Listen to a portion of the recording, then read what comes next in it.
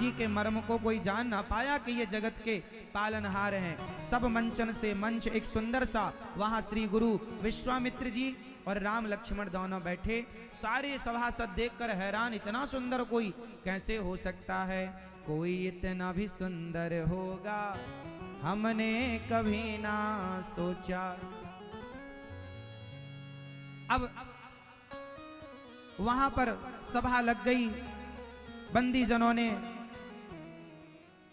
तैयारियां शुरू की। तभी रंग भूमि जब सिय पगुधारी, रंग भूमि जब सिय पगुधारी, देखी रूप मोहे नर नारी। रामचरितमानस में एक चीज समझने की है। गोस्वामी जी कह चुके हैं कि नारी न मोह नारी के रूपा। समझो, स्त्रियां कभी स्त्रियों को देखकर मोहित नहीं होती। मैया, ओ मेरी प्यारी मां, हाँ, स्त्रियां कभी भी स्त्रियों को देखकर मोहित नहीं होती। नारी न मोह नारी के रूपा। जब नारी नारी को देखकर कभी मोहित नहीं होती, तो आज यहां गोस्वामी जी लिख रहे हैं कि जब माता सीता आई तो वहां सारी स्त्रियां और सारे पुरुष नारी माता सीता को देखकर देख रूप मोहे नर नारी, माता सीता के रूप को देखकर नर और नारी मोहित हो गए। एक तरफ गोस्वामी जी कह रहे हैं कि नारी कभी नारी को देखकर मोहित नहीं होती, और दूसरी तरफ माता सीता को देखकर नारी मोहित हो गई। तो ये कैसे संभव हुआ, जरा बताओ। मैया आप उत्तर दो कि जब स्त्रियां, अच्छा बताओ, स्त्रियां कभी स्त्रियों को देखकर मोहित होती हैं? बोलो हाँ या ना। स्त्रियां अपने से सुंदर किसी को मानती ही नहीं। हम ही सबसे टॉप की हैं, तुम में क्या रखा है, इसलिए वो मोहित नहीं होती। पर सीता मां को देखकर मोहित हो गई सारी स्त्रियां। क्यों बताओ, क्यों मोहित हो गई? जब नारी नारी को देखकर स्त्रियां मोहित नहीं होती, स्त्रियों को देखकर, तो सीता मां को देखकर मोहित क्यों हो गई? इस प्रश्न का उत्तर दो। क्यों मैया बताओ, क्यों क्यों क्यों? क्योंकि सीता मां कोई सामान्य नारी नहीं है। सीता माता जगत जननी है, जगत की मां है, और वो सामान्य स्त्री होती तो स्त्रियां मोहित ना होती। वो इस धरती मृत्युलोक की स्त्री होती तो नारियां मोहित ना होती। वो तो लक्ष्मी है, भगवान के साथ रहने वाली, उनको देखकर भला कौन मोहित ना होगा। इसलिए सामान्य स्त्री नहीं है, इसलिए नारियां भी उन्हें देखकर, और मां इतनी सुंदर है कि आज तक स्त्रियों ने भी इतनी सुंदरता नहीं देखी, इसलिए मोहित हो गई। इस कथा से हमें शिक्षा क्या मिली, क्या सिखा रही है ये कथा? कि माता सीता पर मोहित हो गई स्त्रियां और पुरुष। क्या शिक्षा मिली? जोर से। शिक्षा ये मिलती है इस कथा से कि संसार की स्त्रियों पर मोहित ना हुआ करो, काम वासना पर मोहित ना हुआ करो। मोहित ही होना है, मन लगाना है तो जगत जननी जगदम्बा के चरणों में मन लगाओ, प्रभु राम के चरणों में मन लगाओ। मोहित होना है तो जगत पर नहीं, जगन्नाथ पर मोहित हो जाओ, भगवान पर मोहित हो जाओ, ये अर्थ है। अब वहां पर सीता जी आई, सबने व्याख्यान किया। महाभट्ट जो थे वहां पर सबने कहा कि जो इस धनुष पर डोरी चढ़ाएगा वह सीता का पति कहलाएगा। तो भूप सहस 10 एक ही 12, लगे उठावन टरही नटारा।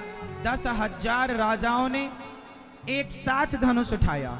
अब आप समझिए कि 10,000 राजाओं ने एक साथ धनुष कैसे उठाया होगा, मतलब उठाने की कोशिश कैसे की होगी। तो यहां पर समझना है, एक साथ का अर्थ है एक दिन में, एक ही 12, भूप साहस 10 एक ही 12, मतलब एक दिन। अच्छा, धनुष यज्ञ कितने वर्ष से चल रहा था? ये धनुष यज्ञ 3 वर्ष से चल रहा था। बड़े बड़े राजा आते, धनुष हिलाने उठाने की कोशिश करते। एक दिन में 10,000 राजाओं ने ट्राई किया, पर हिला तक नहीं। सारे लोग आए और चले गए। अब जब कोई धनुष ना उठाया तो जनक जी उदास हो गए। कोई छत्री नहीं बचा। लक्ष्मण जी ने मोर्चा संभाल लिया, ना ऐसा ना कहो कोई नहीं बचा, हम हैं। लक्ष्मण जी गए, मैं उठा लेता हूं। अब राम जी, गुरु जी घबराए कि लक्ष्मण जी धनुष उठा लेंगे तो राम जी कुंवारे रह जाएंगे, बाबा जी बनना पड़ेगा। छोटा ब्याह कर लेगा तो बड़ा कुंवारा, मर्यादा। इसलिए गुरु जी ने रोका, लक्ष्मण यहां आओ, बैठो। अब राम जी विश्वामित्र समय शुभ जानी, बोले अति स्नेहमय वाणी। उठहु राम भंजहु भव चापा, मैटहु तात जनक परितापा। उठो राम उठो। अब जब तक गुरु जी ने नहीं कहा तब तक राम जी उठे नहीं। मैसेज क्या? जब तक बड़े आज्ञा ना करें, जो आज्ञा करें वही बात माननी चाहिए। बड़ों की बात आजकल के बच्चों ने माननी छोड़ दी, इसलिए बड़े परेशान रहते हैं आजकल के लोग, क्योंकि बड़ों का सम्मान नहीं है। गुरु जी की आज्ञा हुई, राम जी चले, धनुष को प्रणाम किया, परिक्रमा लगाई और धनुष को उठाया। और जैसे ही उठाया, डोरी चढ़ानी चाहिए तो लेत चढ़ावत खैंचत गाढ़े, काहू न लखा देख सब ठाणे, तेहि धनु राम। उसी समय राम जी ने धनुष को तोड़ दिया। अच्छा एक बात बताओ, राम जी ने धनुष को तोड़ा तब राम जी को सीता जी मिली, इसके पीछे का भाव क्या है? इसके पीछे का मैसेज क्या है? ये कहानी हमें, ये कथा हमें क्या समझाना चाहती है? जब तक राम जी ने धनुष नहीं तोड़ा तब तक राम जी को सीता माता नहीं मिली। ये धनुष क्या है जरा मुझे समझाओ। मैया जानती हो धनुष क्या है? कौन है?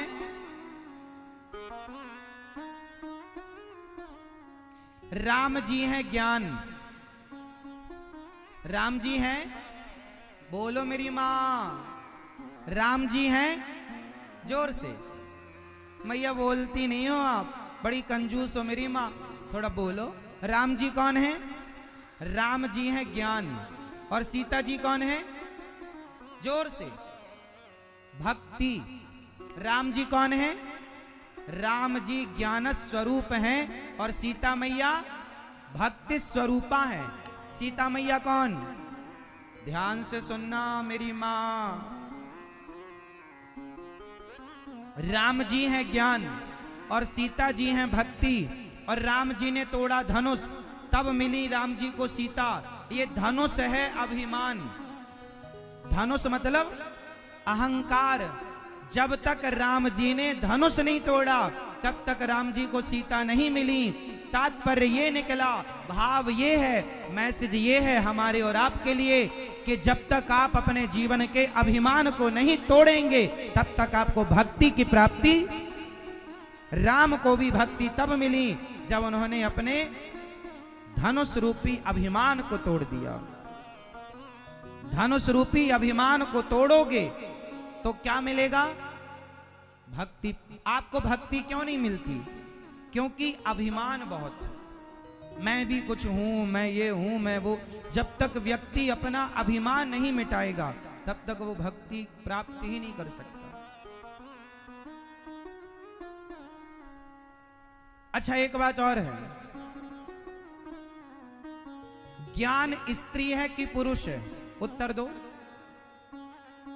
ज्ञान कौन है, पुरुष है कि स्त्री है? बताओ ज्ञान कौन है? ज्ञान कौन है? जोर से। ज्ञान पुरुष है। ज्ञान कौन है? पुरुष। और भक्ति कौन है? स्त्री। आजकल के ज्ञानी लोग माया में बहुत उलझ जाते हैं। किस में उलझ जाते हैं? माया में। अब समझिएगा कि माया भी स्त्री है, भक्ति भी स्त्री है, और ज्ञान है पुरुष। इसलिए ज्ञानी व्यक्ति माया में इसलिए उलझ जाता है क्योंकि पुरुष का स्त्री में उलझना स्वाभाविक है। लेकिन स्त्रियां कभी स्त्रियों में नहीं उलझती, इसलिए ज्ञानी व्यक्ति माया में उलझ जाता है। पर भक्त आदमी जिसके अंदर भक्ति है, भक्त कभी माया में नहीं उलझता, क्योंकि भक्ति स्त्री है और माया भी स्त्री है, और नारी न मोह नारी के रूपा। इसलिए ज्ञानी बनोगे तो माया में उलझ सकते हो, पर भक्त बनोगे तो उलझन नहीं है। इसलिए भगवान को पाना है तो ज्ञानी बनकर नहीं, भक्त बनकर के पालो। धनुष तोड़ दो आप लोग अपने अभिमान का, अपने एटीट्यूड का धनुष तोड़ दो। राम जी ने धनुष तोड़ा, जय जयकार हुई, सीता माता आई और माला वरमाला लेकर आई। अब सीता मैया थोड़ा कद में छोटी सी थी, राम जी थोड़ा लंबे से थे, तो अब माला कैसे पहनाए? तो सीता मैया ने थोड़ा इशारे से कहा सरकार झुक लो। राम जी बोले नहीं, झुकेंगे नहीं हम। सीता मैया बोली तो फिर कैसे काम बने, हम माला कैसे पहनाएं? राम जी बोले आप जानो आपको कैसे पहनाना है माला। तो लक्ष्मण जी देख रहे हैं कि घंटों से खड़े हैं दोनों, तो लक्ष्मण जी जाके राम जी के चरणों में गिर पड़े, प्रभु बधाई हो, आपके विवाह की बहुत बहुत शुभकामनाएं। तो लक्ष्मण जी को उठाने मेरे राम झुके, सिया मैया ने तुरंत माला पहना दिया। बोलिए सियावर रामचंद्र भगवान की जय। राम जी ने माला सिया जी को माला राम जी ने माला सिया जी को पहनाया। अब अभी माला हुआ ही था कि परशुराम जी आ गए। कौन आया मेरी माँ? परशुराम जी आए। परशुराम जी कौन है जानती हो मैया? जमदग्नि नंदन परशुराम जी उत्पात करने वाले क्षत्रियों को, पाप करने वाले क्षत्रियों को, जिन्होंने 21 बार दुष्ट लोगों को मारकर पृथ्वी को बचाया है, ऐसे परशुराम जी जब शंकर जी का धनुष टूटा तो वो दौड़े दौड़े आए। अरे धनुष को किसने तोड़ दिया? बहुत फरसा लेकर, धनुष लेकर, बाण लेकर, ये वो लेकर आए। परशुराम जी जब आए, कौन, किसने तोड़ा, किसकी ताकत? मेरे शिव जी का धनुष तोड़ दिया। राम जी ने आगे बढ़कर कहा नाथ शंभु धनु भंजनिहारा, हुई है को एक दास तुम्हारा। हे प्रभु, कोई आपका दास ही होगा जिसने इस धनुष को तोड़ा है। आप आज्ञा कीजिए, क्या कहना चाहते हैं? आज मेरे हाथों से वो बचेगा नहीं जिसने मेरे शिव जी के धनुष को तोड़ दिया। लक्ष्मण जी ने कहा बाबा जी, राम जी प्यार से बोल रहे हैं, तुम गुस्से में बोल रहे हो। तो लक्ष्मण जी भिड़ गए। लक्ष्मण जी बोले बताओ, हमने तो ऐसे धनुष बचपन में बहुत तोड़े हैं, तब तो तुम्हें गुस्सा नहीं आया? अरे बच्चा, तू इस धनुष को सामान्य धनुया बताता है, ये शंकर जी का धनुष है। लक्ष्मण जी ने कहा क्षत्रियों के लिए तो धनुष धनुष होता है, चाहे शंकर जी का हो या किसी का हो। लो भैया, परशुराम जी का गुस्सा 7वें आसमान में चला गया। तू जानता नहीं मुझे, मैं कौन हूं? मैंने 21 बार क्षत्रियहीन की है पृथ्वी को। लक्ष्मण जी बोले खूब जानते हैं, तुम वही परशुराम जी न हो जिसने अपनी मां का सिर काट दिया था। अब परशुराम जी चुप हो गए। इन्होंने अपनी मां का सिर काट दिया था अपने पिता के कहने पर, बाद में फिर जोड़ दिया था। कथा आप सब जानते होंगे। तो तुम वही परशुराम हो ना? अब लो लक्ष्मण जी बहुत गुस्से में परशुराम जी आ गए। बच्चा तू बहुत बोल रहा है। बहुत गुस्सा आया, बहुत बातें हुई। अंत में राम जी ने कहा प्रभु, आपका दास आपके सामने खड़ा है, धनुष तोड़ने का अपराध हमने किया है, दंड दीजिए। परशुराम जी जान नहीं पाए कि ये भगवान है। जब राम जी ने जनाया तो जाने। देखो परशुराम जी जैसे, अब यहां एक संदेश क्या है, सीख क्या है, हमारे लिए शिक्षा क्या है? सोचो कि परशुराम जी जो स्वयं भगवान के अवतार हैं, 24 अवतारों में एक, वह परशुराम जीवी राम को नहीं जान पाए। कब तक बताओ, कब तक नहीं जाने? जोर से बोलो। परशुराम जी राम को कब तक नहीं जाने? जोर से। जब तक राम जी ने स्वयं ने जना नहीं दिया। सोचो कि परशुराम जी जैसे लोग राम को नहीं जान पाए तो हमारी और आपकी बुद्धि कितनी है जो राम को हम और आप जान पाएंगे। हाँ, परशुराम जी कब जाने राम को? उत्तर दो। जब स्वयं राम जी ने जनाया। जब स्वयं राम जी ने जनाया तो प्रभु को, भगवान को वही जान सकते हैं जिसे स्वयं भगवान जनाना चाहते हैं। सोई जाने जेहि देहु जनाई, और जानत तुम ही होई जाई। बिना भगवान के जनाए हम ईश्वर को कभी नहीं जान सकते। इसलिए आप ये मत कहो कि हमने भगवान को जान लिया। भगवान को जो जान लेगा वो कुछ कह ना पाएगा, क्योंकि ईश्वर को जानने के बाद शब्द है नहीं। ईश्वर शब्द से परे है। कोई शब्द नहीं है जो ईश्वर की व्याख्या कर सके। हर शब्द से परे है। इसलिए कोई गूंगा आदमी गुलाब जामुन खाए, रसगुल्ला खाए, और गुलाब जामुन खवा के आप पूछो, रबड़ी खवा के गूंगे से पूछो कैसे लगी, तो वो क्या बताएगा? गूंगा आदमी खा तो लेगा, स्वाद का आनंद तो लेगा, पर बता नहीं सकता। उसी प्रकार भगवान की भक्ति की रबड़ी और भगवान के दर्शन की रबड़ी ऐसी है कि कोई खा तो ले, दर्शन भगवान का कर तो ले, पर उसे वाणी से व्यक्त नहीं कर सकता, क्योंकि ईश्वर वाणी से परे है। ईश्वर शब्द से परे है। मेरी मां, भगवान को जानने के लिए केवल भगवान का स्मरण बनाए रखिए। वो जितना जानाए उतना जान लो। आज बड़े विवाद होते हैं, बड़े झगड़े होते हैं, हमने भगवान को जान लिया, हमने देख लिया भगवान को। अच्छा ये बताओ, भगवान कैसे हैं? आप बताओ भगवान कैसे हैं? आपने भगवान को देखा? जोर से बताओ, आपने भगवान को देखा?